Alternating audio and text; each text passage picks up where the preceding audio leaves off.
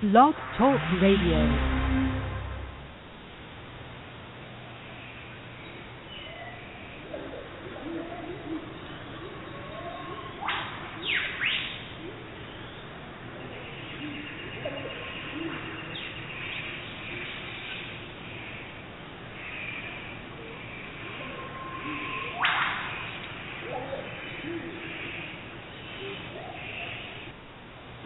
Hello, everyone. I'd like to welcome all of you back to Ohio Exopolitics. I'm your host, Mark Snyder. We are back in the Billy Meyer material. I should be joined by my friend Nate Mallow here before too long, hopefully. Interesting day, going through some Contact 236, trying to wrap my mind around that, which talks a little bit about the origins of the Earth people, which I've kind of talked about before. They trace it back in Contact 236. They don't go into any great detail about it, but they say that 22 million years ago, the Valyrians visited the Earth, and I knew they had done that back in ancient times. Didn't realize it was quite that far back. And at that time, brown people, red people, and white people came here to the Earth. And evidently, there were some of the Valyrians that must have died or commingled their genetics with the people of the Earth at that time. So that was the origin of the white race, the red race, and the brown race. That goes back 22 million years, which is a whole lot farther back than our science tells us. About 389,000 years ago, the Valyrians came here again. Now, when I say the Valyrians, I'm talking about the people who had settled in the area of Lyra Vega, the Lyra Vega constellation area, which is quite a long ways from the Earth. And those people had actually migrated here, migrated into the Milky Way galaxy maybe 29 million years ago. The individual, according to Meyer information, the individual that led the Valyrians into our galaxy was someone called Nocodamian. Now, Nocodamian also is the name that's given to the spirit form of the person that today we call Edward Albert Meyer. Now, there's a lot about the Meyer information I can't prove. Some things you can prove. But one thing I would say that when you do study it, it all seems logical, and it all connects in ways that are truly astounding. So, Nocodamian led his people into the Milky Way galaxy some 29 million years ago. And the Valyrians kind of got off track, so to speak, and they conquered other worlds. They were rather warlike, and they also warred among themselves. There was a king of wisdom among the Valyrians who created what they call the Ring Nebula today. And the Ring Nebula was the result of a star that was destroyed, I believe, in the ancient past. And in Contact Report 31, it talks about that. It says, "It is for us a symbol of evil lust for power and domination, a symbol of hate, destruction, and human madness. That, in contrast to other unnatural formations, is the work of man." So Ptah told Billy about the giant Ring Nebula, and they refer to the Ring Nebula with JHWH Mata, Yahweh Mata perhaps. And during Billy's trip in the mothership, he described this as a gigantic eye staring at him in space. But Ptah again referred to it in a very negative way. And in Contact 238 it says, "In Ishwish, a king of wisdom created the Ring Nebula in his megalomania, which has since then been named the Eye of God. But his most distant descendants finally also came to the Earth, and they terrorized the Earth. That was about 389,000 years ago. And the Lyrians were here, and they mated with the native Earth peoples, who were called Evas. And the term Eva is an identification of the people that had to bear a certain kind of suffering that had to go on. And there was something called a codex that was drawn up, an agreement, that these Lyrians, some of them, would stay behind, die on the Earth, enter into the reincarnational patterns of the Earth, and then in some way assist the people of the Earth back to the normal path of evolution. Now, Billy Meyer is now a man nearing 80. He's been on the Earth since the time of World War II. He's a teacher. He's a prophet. He lives in Switzerland in a very small mountain village called Hinterschmidruti. His contacts, his extraterrestrial contacts, began in Switzerland with a man named Svath, who visited Billy when he was a very, very young boy and mentored him. Well, when Billy was 16, he got another extraterrestrial mentor, a woman named Asket. And Asket had this to say regarding the humans' origin of the Earth peoples. She said that since we again explored the expanses of your universe several centuries ago, we discovered this solar system. There within this world, whose inhabitants show a very old connection with what she calls the Pleiadians. Now, the term the Pleiadians is a term that these extraterrestrials that Billy met with originally were allowed themselves to be called the Pleiadians. And they were known by the Native Americans as the Pleiadians. They've been known for centuries by that term. Because if you look in our night sky, the only constellation you can really see that identifies the general direction of where they are is the Pleiades. But they actually reside some 80 light years beyond the Pleiades in a different space and time configuration. So just note that. In which we also are involved, also in the form of that which pertains to a mission. And Asket's describing the mission that she was on when she came to Earth. She said, to be precise, the centuries, by your time reckoning, line up to 33, during which we were again able to travel and explore your universe. Because Asket's people now reside in the Tao universe, which is a parallel universe to ours. A sister universe. I think both of our universes were created at the same time, kind of twins, some 46 trillion years ago.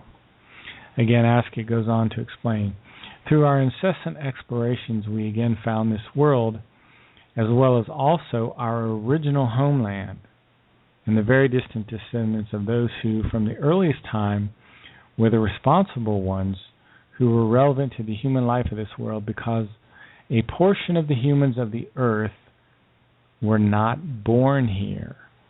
Many are descendants of those who came out of the expanse of outer space, and indeed from that space that you named Lyra and Vega with the Eye of God, the Ring Nebula.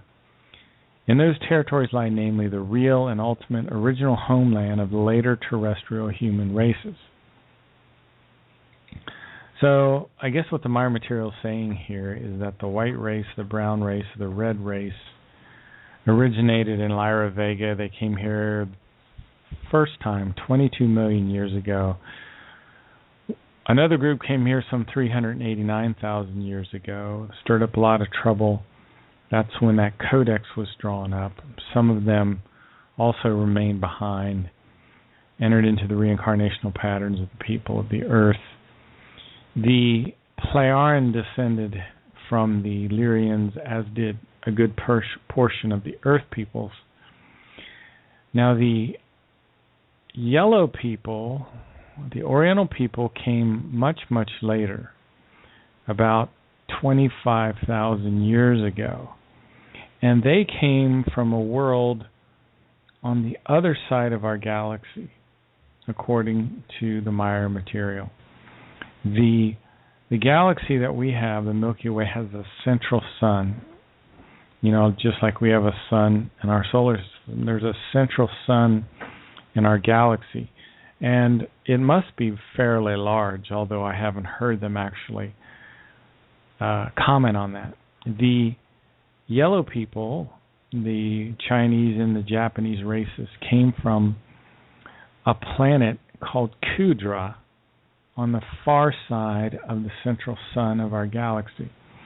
And it's a really kind of sad and horrific story when you study it, because these people were literally fleeing their planet because of tremendous overpopulation. And that's the path we're headed on. And they must have had a lot of ships, and they must have had some really big ships. And they traveled a long time, and they got lost, and a whole lot of people died. There were diseases on these ships, as you can imagine. Be very easy. Imagine taking a flight in an airplane like one of our jet airliners. Imagine a flight in a jet airliner that lasted years. You'd all be sick, probably, recycling all that air. But I don't think space travel is always as sexy, so to speak, as we talk about it sometimes in science fiction. Human evolution. Human evolution did occur on the Earth. Humans started to evolve naturally on the Earth about 9 to 12 million years ago. And the life form which started mammals on the Earth was called Adiliospatialis cromptoni. And from that evolved primates. Now, two lineages spread off the primates, the apes and the humans.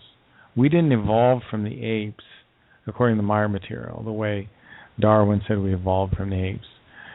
Some of the evidence that Darwin put forth was actually fake, and the Maya material talks about that. He, I don't know the word I'm searching for, but he faked some of the evidence. The evidence isn't real. We actually evolved from primates, not from apes. And that's what the Maya material explains. In any case, that was occurring 9 to 12 million years ago.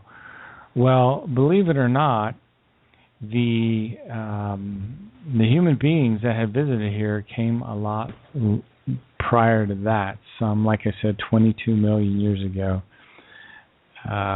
So, anyway, I've been ranting and raving here. Let me just send a little message to I think I'm going to be joined by a guest here shortly. But anyway, that is, we had a naturally evolving Earth human about 9 to 12 million years ago. We have today on the Earth about 5 different kinds of human beings who mostly from extraterrestrial origin. Let me quickly explain something that I've talked about many times before, that the civilizations that have been here on the Earth have been extraterrestrial in origin. If you go back to Atlantis and Lemuria about 130,000 years ago, Atlant, his wife Caryatide, were from other worlds, and they brought thousands of people here to populate and build Atlantis. Lemuria, or Mu, was built by Muras, who was also a man of extraterrestrial origin. So that great society of Atlantis that we consider a legend today was real. They destroyed themselves in a great war, and they just practically destroyed the Earth as well. In the very, very ancient past in our solar system, Maya material claims there were 3 planets that not only supported life, not only supported animal life, not only supported plant life, but they had human life on them. Earth, Mars, and Malona. Malona was a planet in our solar system that was destroyed, and I believe it was some 73,000 years ago that human beings on Malona fought each other in a war. They had diverted the water of an ocean into a volcano, which ripped the planet apart. And the destruction of Malona negatively affected Mars, as did other celestial events. Mars at one time had a human race on it, as did this other planet Malona, which now makes up our asteroid belt. When Malona was destroyed, the pieces became our asteroid belt. The people on Mars and Malona were technically advanced humans who came here with a race of being called the Creator Overlords. The Creator Overlords came from the Sirius system, but in a different space-time configuration. And these other humans, these genetically manipulated humans, had a shortened lifespan, and they bore barbaric traits that were genetically engineered into them intentionally, so that they would be aggressive, because their creators in the Sirius system were no longer effective fighters, because they thought they would engineer out the fighting spirit, get rid of it, because they knew their ancestors, the Lyrians, had real trouble with warfare. So if you go back about 130,000 years ago, when Atlantis and Lemuria were just getting started up, there were people on Mars, there were people on Malona. Our solar system was different, and there was life on these other planets and these other worlds. Now, Malona is completely destroyed now. And unfortunately, all the evidence for human life on Mars, according to Maya material anyway, has been wiped out. In 2006, people from the Sirius system came to our solar system again, and they destroyed all the artifacts on Mars, all the D&M pyramid, the face at Cydonia, the crown face. I don't remember exactly where the crown face was located, but if you've ever seen that face, that is incredibly amazing. It's so human. It's, you cannot, at least I think it's just clear as Mount Rushmore to me. In any case, all these are wiped out because there was a group on Mars of criminals, renegades, that were doing certain things. Like one thing they were trying to do was kill Edward Albert Meyer. They're called the MIBs and Men in Black. I know there's a silly movie about that as well. But any case, so according to Meyer information, we will evidently not find anything on Mars when we finally get back to Mars, which is really unfortunate. But in any case, the Earth history is very convoluted, as you can see. We had a civilization before ours, Atlantis and Lemuria, that destroyed itself, almost destroyed our planet, that was of extraterrestrial origin. These people came from Beta Centauri, which is many light years away from the Earth, 20, 30, even more. Not to be confused with Alpha Centauri, which is extremely close in terms of stars. But the people from Beta Centauri at Atlant, Karashide, Muras, started this great civilization, which wiped itself out. There was, before that civilization, there was another civilization that was headed up by a man named Pelagon. And Pelagon was a king of wisdom as well. So, in any case, I think I might have a caller. 714. You're on the air on Ohio Exopolitics. Hi, Nate. Hi, Mark. This is Nate. Nate, how are you? Pretty good. Are you newly back from your study in Munns Park? Yeah. Yeah. How did that go? It was pretty good. We had a couple of new people there this week. One of the interesting things is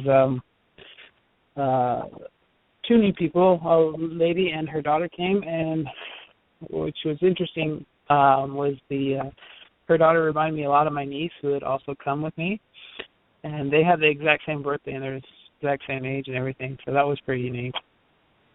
Oh, that's good. Yeah, for the listeners that aren't aware of this, there's groups that get together all over the country that study the Meyer material. One of these groups is in Munns Park. There are also some groups that meet on the internet.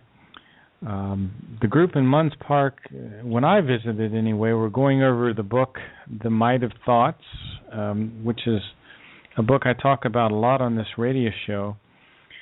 And I wanted to bring up something.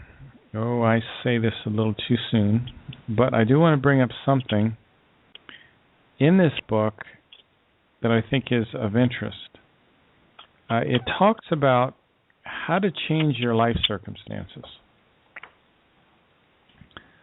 You know, we all have circumstances in our life, and I'll get back to the origins of the people of Earth, but I just wanted to throw this out quickly, that in order to change your life circumstances, you should start out, first of all, by imagining ideal life circumstances. So one of the first steps toward improving our life circumstances is imagining ideal circumstances. And these imaginings will awaken a certain restlessness in you, in which you are driven on to action. I know this. I've had this happen before. This is a very interesting thing. So, and when you start to be driven by this restlessness, the challenge is to still have moderation in your life so you don't completely exhaust yourself. And it says in the Meyer information, it says, these people then will start to use their free time to change their life circumstances.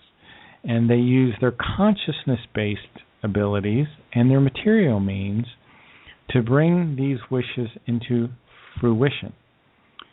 So when we imagine these ideal life circumstances, then things which burden us will start to go away. The problems will no longer be maintained in our thinking. And so the negative things, when they start to vanish from your life of thoughts, they also start to vanish in the circumstances of your life. So that is probably the big takeaway I got from my studies of the book Might of Thoughts today. It's again called Macht der Gedanken in German, and we really are in control of our life circumstances. Now, I was talking about the origins of Earth humans, and we can see that there were at least two civilizations, I think three, that destroyed themselves before ours. And it really, these problems begin in the thinking. And when the thoughts go out of control, and they're a lot like weeds in a garden, they take over everything. And some of the challenges that we're having in life right now are because of uncontrolled thoughts. And I'm sure that Nate would agree that a lot of the study up there in Munns Park has covered these kind of concepts in the book. Correct, Nate? Yeah, that's correct. And something that kind of popped into my thinking here when you were talking about your study of the Might of the Thoughts book is what is it, to change your life circumstances and stuff. The book kind of talks about being a real human being, and some of us may. I know for a time I went through, I was kind of disgusted with the whole idea of being human, and that's because I kind of took it in a very negative context because of all the things that were going on, and then I realized over time that being a human being is not necessarily what the people of this planet are striving to be. And one of the main things about being a human being is freedom, and being able, and not being able, but really understanding that you are 100% responsible for what you do, think, feel, and say. And I know for a lot of people out there, they go, "Oh, of course I'm 100% responsible," but I don't think they really understand it.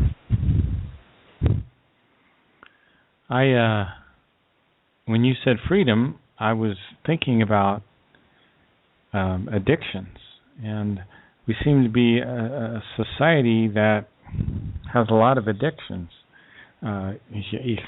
Coffee is one, just off the top of my head. All kinds of addictions. You talk about drugs. You can talk about even video games. We're a compulsive society. We were compulsive about watching sports. So that, I guess, freedom, even the idea of freedom, I think we'd even have to be educated a little bit to even understand what freedom is.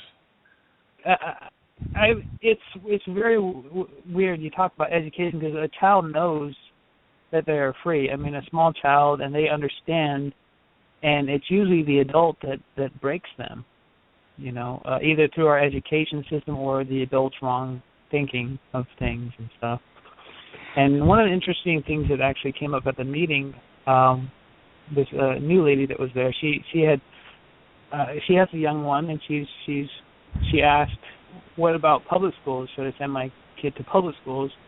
And I think me being probably the only other one that has a young kid her age at the meeting, I said, it depends on the person's circumstances, because she homeschools her kid, but she was thinking, well, maybe I'm not giving them the education that they need.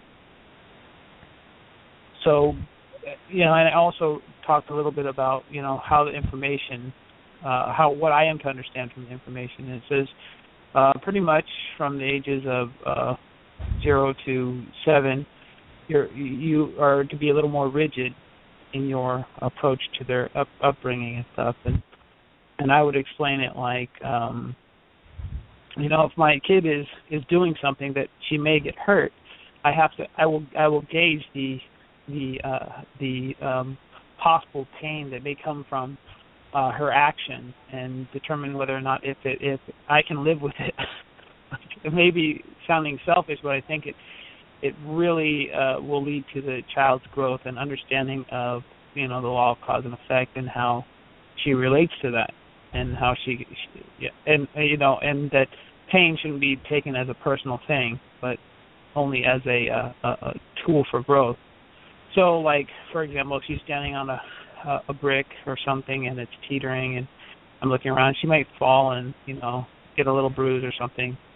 I'm okay with that. But if she's in the kitchen, picks up a knife or something, then I'm not okay with that. So, it's that type of approach that I think being a human being and being free thinker advocates.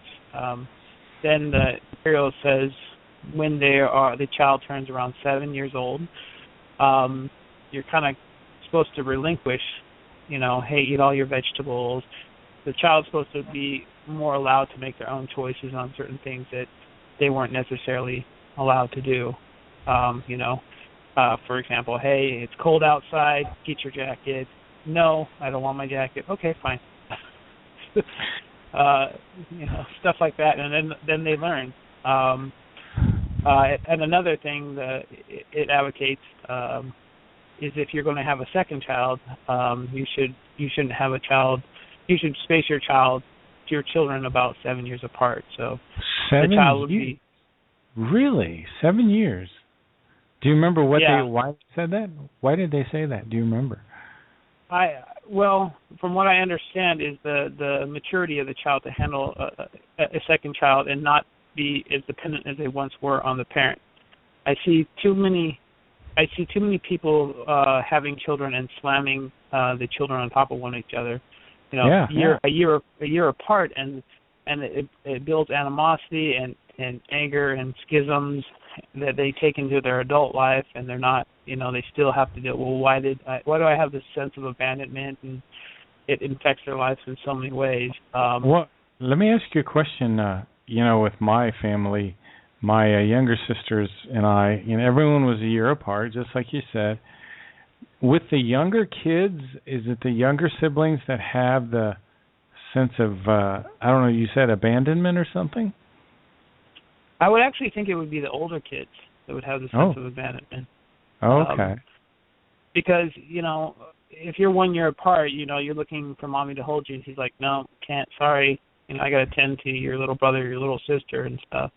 In my case, it was, yeah, but it can work both ways, because in my case, my brothers and sisters were always getting in trouble, and my parents kind of neglected me, so I tried to get in trouble to get their attention, and that didn't work so well. You didn't get the attention you wanted, right? Right. Wow.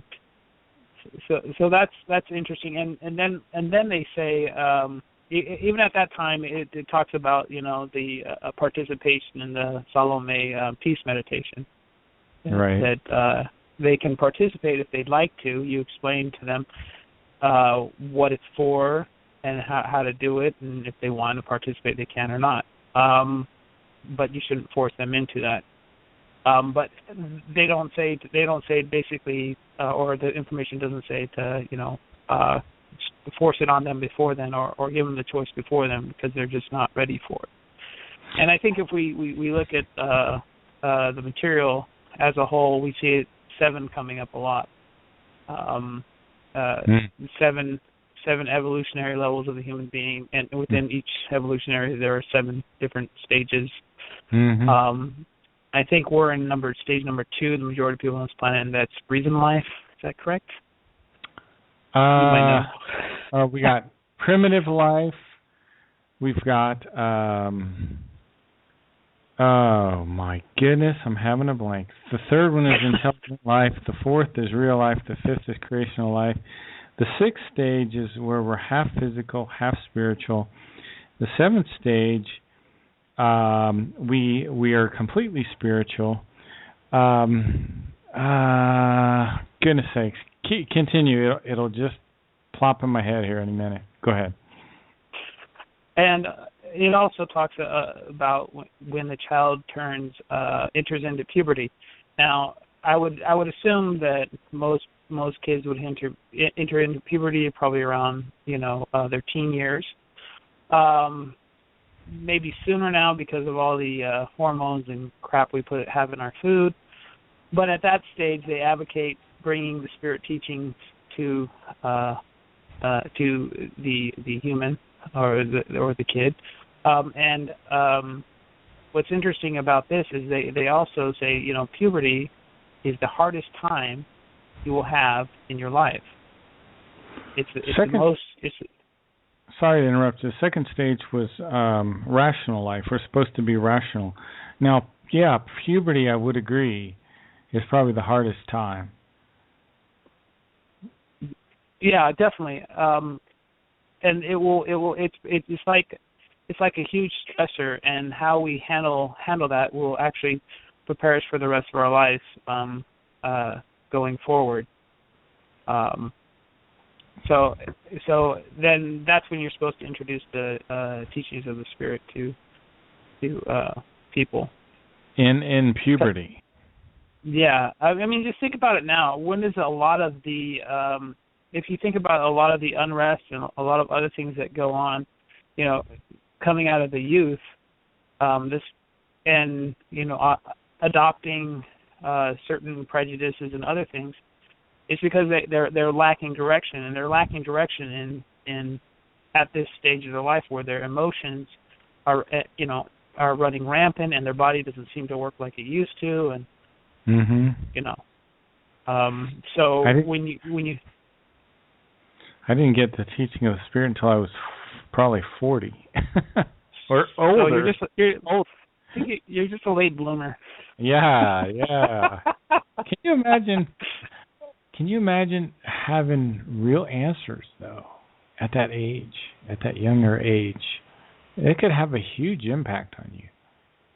I think so. I think a lot of the problems we're seeing now, if you look at some of these ISIS videos from these people, a lot of them are young kids, confused, and the confusion was seized upon by this, malicious, degenerate form of Islam, which isn't true Islam, but whatever. There's not much we can do about that. But imagine if we had something as neutral, positive, as logical, as wisdom-driven. Wisdom. There you go. As the teachings of the Spirit, for teenagers. For teenagers. I mean, imagine if our school actually taught that. Our schools. I mean, it's very neutral as far as things go, and it's very driven by logic. We can go on.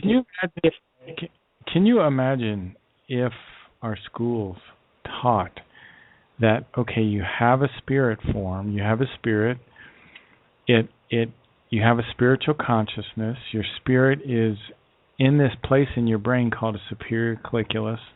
You've had previous lives before. Those memories are stored in your subconscious.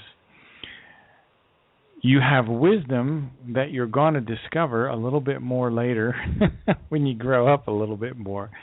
And you have no fear of death. There's no reason to fear death because you've died before. You're going to live again. And you're part of a natural cycle that takes place, And there is an intelligence, a super intelligence out there that created everything. It radiates love, but it doesn't really have a personality. It never becomes angry. It doesn't get involved in human affairs. You're responsible for your life. You have to use logic and deductive reasoning to figure out the problems, because the purpose of your life is to evolve your consciousness. Now, can you imagine how much stability that would give kids, particularly in puberty? My goodness.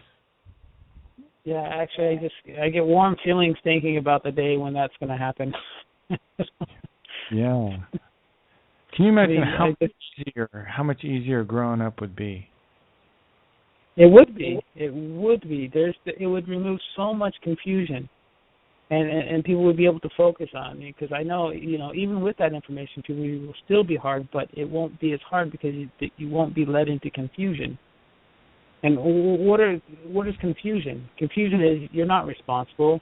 There's some cubit out there shooting arrows at your heart, or there's some special creator God that's got a special plan for you, or there's some football team that here's a special jersey, or the coach likes you more than the other person, or the teacher, you're the teacher's favorite, or that A on that paper somehow makes you a more worthy human being to breathe the air. All these nonsensical BS things that just fly out the door. Or there's a devil, and you're not really responsible for that because the devil tempted you. Yeah, there you go. We could go on and on about that. But it's interesting because I think religion instills a lot of fear. And one of the biggest problems is anxiety and fear. And I was reading that again in the Might of Thoughts earlier in the weekend, and I identified certain things in my own life that I wasn't even honest enough to myself to realize they were fear. Let me read just a little bit here, but that is bound with the necessity of rigorously excluding anxiety and doubt, because they are evil elements of disintegration. which are able to break or bend every straight line of every evoluted effort and can make all efforts useless, ineffective, and can ruin them. Anxious and doubtful thoughts never lead to progress and success. Consequently, nothing which has a positive value can ever be achieved as a result of them. Rather, at all levels, only that which is negative. Anxiety and doubt are as negative as hate, unpeace, absence of honor, unfairness, and unhonesty, and so forth, because they always lead to failure. So isn't it funny? You have an anxiety, I don't want to fail. Well, your anxiety is going to be what creates failure. So I always like to bring little bits of this book out because, again, if you have never read the Meyer material, you cannot have a frame of reference for how profound this stuff is.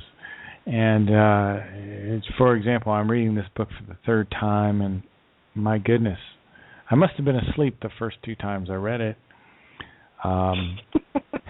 You know what I mean, Nate, right? Yeah. It's so packed. When you get into some of his teachings, it is a second language, because it's translated from German to English. But even then, it's just so, the way they write is so, and if you start to understand one thing at a certain level, if you read it again later on, where you have a more experience, it will have a brand new meaning. Yeah, the more your frame of references build up, the more this stuff becomes clearer and clearer and clearer. I have issues like, there's a whole bunch of interesting stuff. Like I started the show out talking about the origins of humanity, and that is something that interests me very much. But this stuff is what's going to get you through the day. This stuff is what's going to change your life circumstances for the better. If you have good life circumstances, it'll make them even better.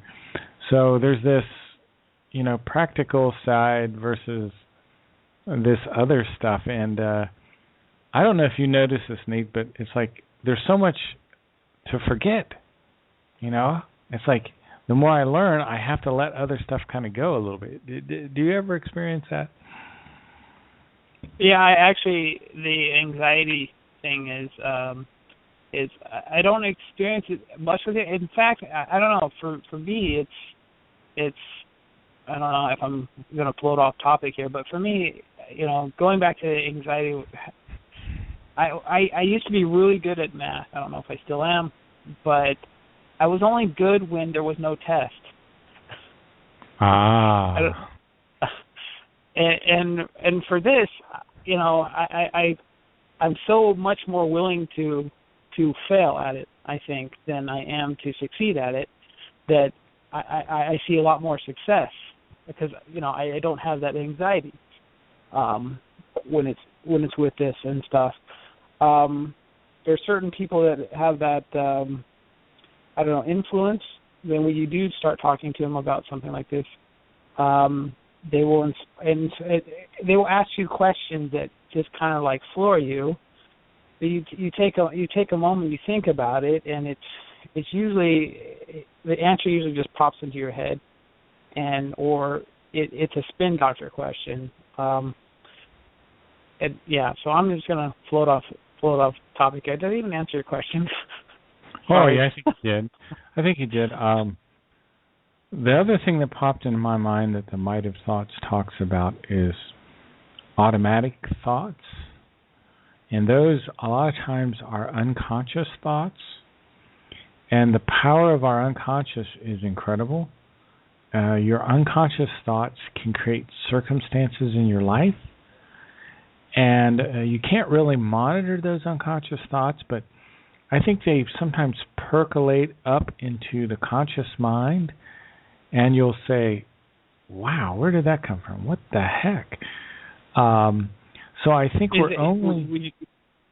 Go ahead. Would you say that those were negative thoughts that were popping up, or positive thoughts from your unconscious self? Mostly, I would say kind of negative. Like, I think, I don't know, my take on it is like my unconscious is always like pushing the boundaries, you know? And my conscious mind is very, very different than that.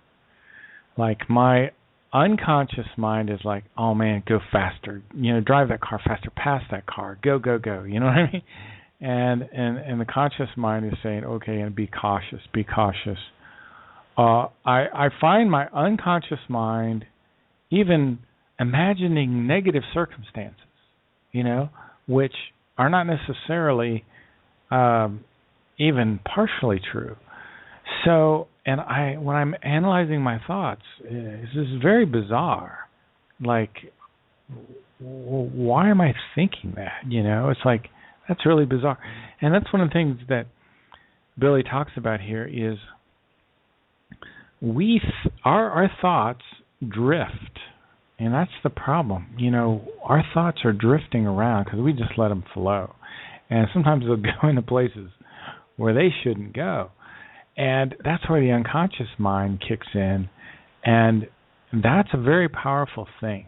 And I studied that several weeks ago with the whole bizarre stigmata thing, where these people, because they have their unconscious mind has believed certain religious delusions to such a degree that they start to have wounds on their feet, wounds on their hands. There was one lady, I think in Austria, I'd have to look at my notes again, who would bleed from her eyes. And the Meyer information says that's from their own unconscious thoughts. So now just try to wrap your mind around that. You were aware of that, weren't you, Nate? We talked about that, didn't we? From the unconscious, yeah. The way I kind of look at all our actions as human beings, including what you're doing right now at this very moment, or what I'm doing right now, is you're seeking balance. So, like, my words right now, what I'm trying to communicate to the audience and to you right now, it is actually caused by a feeling inside of me that has an imbalance. And I'm thinking by speaking to you, or speaking to the audience like this, that I'm going to bring this feeling within me into balance, and therefore I won't feel the need to speak anymore. This is exactly how the human being works. And so when I think about the subconscious, I usually think, okay, so if I get a subconscious thought, oftentimes thoughts will lead to feelings or emotions, and that emotion will cause an unbalance. And then my current conscious mind will start justifying that feeling. For example, if someone cuts me off in their car, you know, I might get a feeling of anxiety or anxiousness or anger or something, and I may try to justify it with my conscious mind, that feeling that I'm getting. But when you're dealing with someone not cutting you off in the car, but you're feeling the same thing, then you know that, where is that coming from? That's your unconscious is kicking in and throwing different thoughts that lead to these feelings, and you're trying to justify this feeling. And so one of the things that I've been going through recently is, in my thinking, is and to communicate to people is, you know, because you have a feeling does not mean that feeling is true. It doesn't mean that your thoughts that lead to that feeling is true. And for a lot of people that makes no sense to them. Well, they can't identify that they might have a feeling that isn't true, a feeling that's maybe based on like a self-deception kind of scenario. Is that what you're thinking? Yeah, I think that's part of the slave mentality, the I'm not responsible mentality. The slave mentality. Wow. Mm-hmm. That's a very interesting way to describe that. Can you elaborate on that at all? Or? Well, the way I say is, if you want to create a slave, you convince the slave, or if you want to create a slave out of a human being, you convince the human that they are not responsible, that you or something outside of them is somewhat responsible. Since people don't understand how they operate, either from the feelings or necessarily from the thought-based things, they think that they give up their power to this, so they go into automatic mode, or we might call it sheeple mode. So this is one way to kind of view it as. That's very interesting the way you were saying that it's kind of like an internal imbalance sometimes makes you want to communicate. And I find that very interesting because I think that's kind of what happens to me sometimes is if I've studied a lot of the Meyer material, like all of this information is building up inside me, and it's just like I have to exhale it. It has to come out. So I was examining myself while you were saying that. I thought that was very, very, very interesting. I haven't spent a lot of time on the Ask It material until lately, for one reason or another, and I've been listening to it. Like, there's a really neat website where, they posted all the Ask It contacts on YouTube. You'll have to look for it. I don't have the URL handy, but I'll just listen to those. And sometimes while I'm meditating, I'll listen to those. And there's just so much information there, but it's from a different perspective. I can't quite find the words for it yet. It's a different point of view. It's a different perspective, and there are things in that material that I've struggled with. Like the fact that Billy was supposed to go back in time. Which is something that's still hard for me to really wrap my mind around. And he was supposed to be talking to Emmanuel, who, now things get complicated because he's talking to one of his former personalities. So that has to mean that, I guess, the spirit form is somehow in two different bodies, which is very, very bizarre, very, very interesting. And lately, like today, I listened to those two chapters of the Talmud that you had sent me that are from the new translation. And one of the interesting things in there, it was talking about the parables and why that Emmanuel talked in parables is he was trying to communicate with our spiritual consciousness. And it also said that he was communicating with creation at the same time, which I just thought was tremendously profound.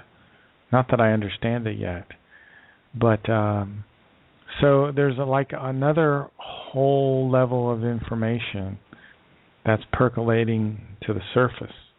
And it's kind of what you hit on before when you were talking about reading the mind of thoughts, and like I said, I felt like I must have been asleep the first time I read this. But I think maybe we kind of are asleep, Nate. I mean, what do you think about that? I mean, I think we're just not alert enough to really absorb some of this material until you go through it many, many times. Yeah, definitely, and it reminds me, at the meeting we had Matthew Wiskowitz, the NASA engineer, give a short presentation. But part of his presentation, let me see if I can't find it really quick here. Was a description of trying to communicate.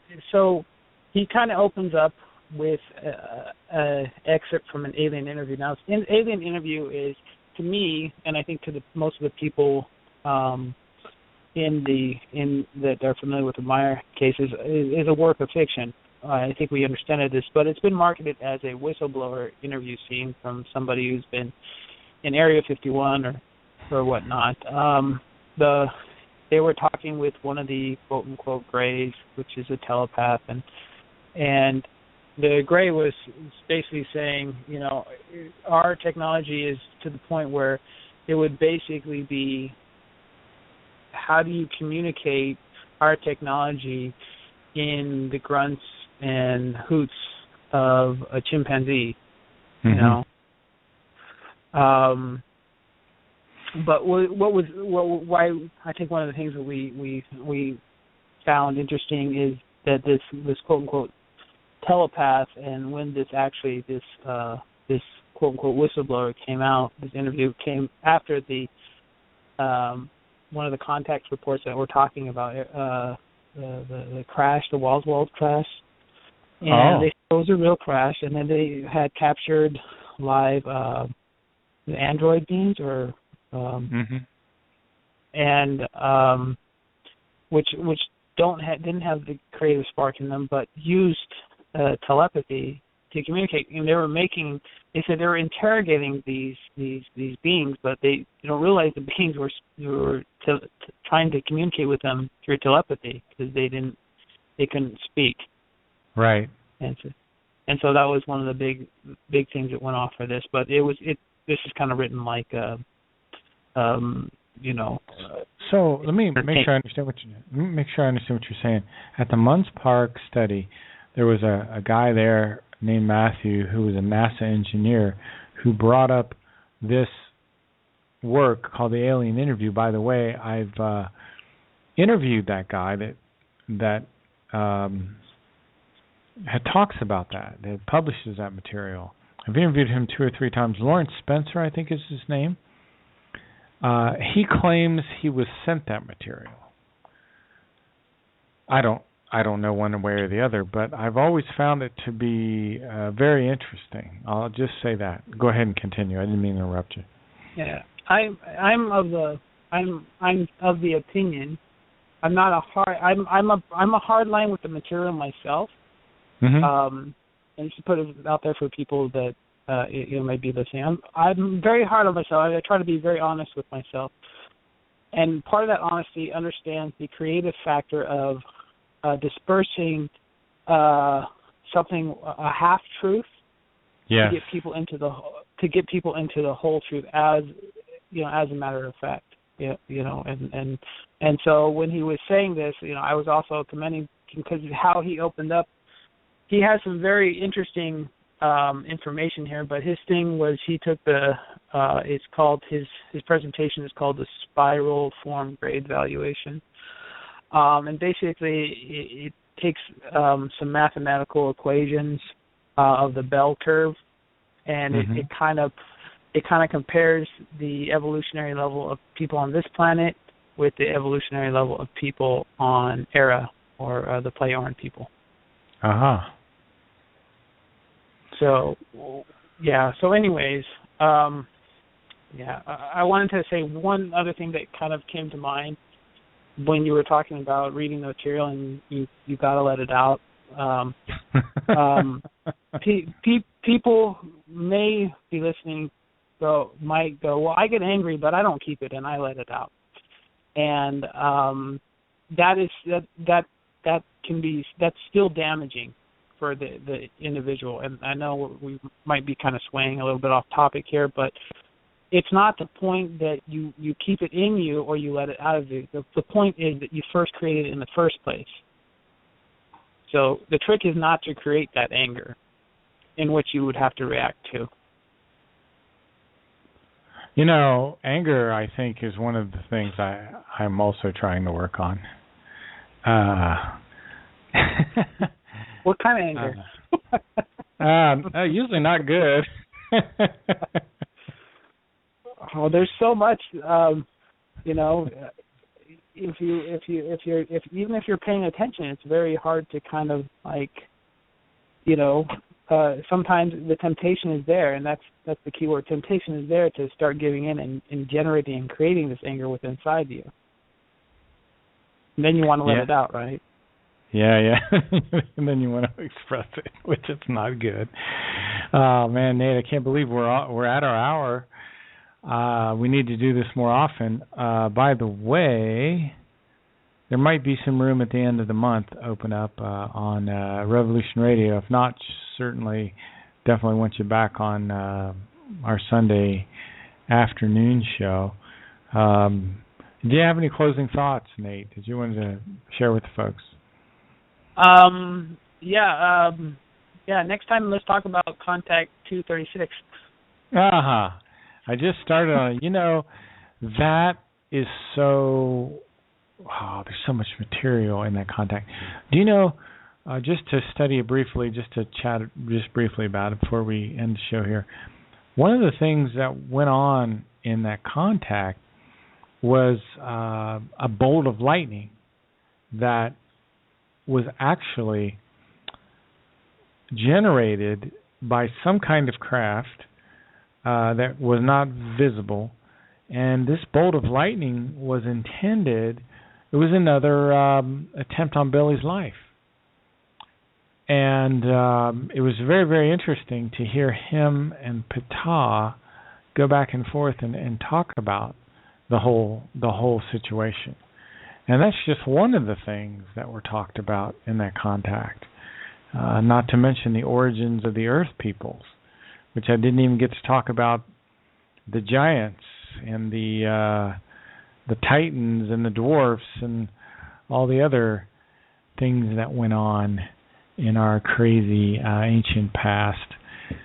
Anyway, I'm going to try to keep it to an hour this evening. Folks, I really appreciate everyone that showed up in the chat room, and definitely all the people that will be listening to this show on archives. You're listening to Ohio Exopolitics. My name is Mark Snyder. Nate Mallow has been joining me this evening, and we will see you guys next time. Have a good evening. Good night.